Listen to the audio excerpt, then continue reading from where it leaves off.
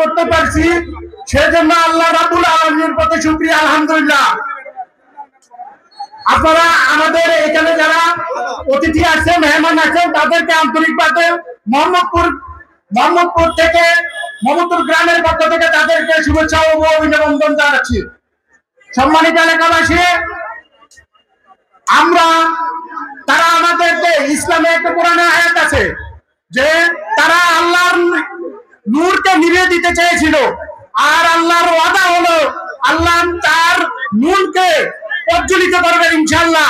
এই মোহাম্মদপুর গ্রামে যে আমরা এখানে উপস্থিত হয়েছি এবং যারা উপস্থিত হতে পারি নাই, তাদেরকে সবার কাছে ইসলামের দাওয়াত পৌঁছে দেব, বাংলাদেশ জামাত ইসলামের আদর্শ পৌঁছে দেব।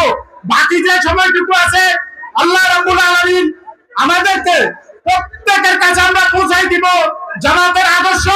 বাংলাদেশ ইসলামী ছাত্র শিবির এবং জামাত ইসলামের প্রত্যেকটা লোক সঠিকভাবে যদি দাওয়াতি কাজ করি, তাহলে মোহাম্মদপুর কেন্দ্রে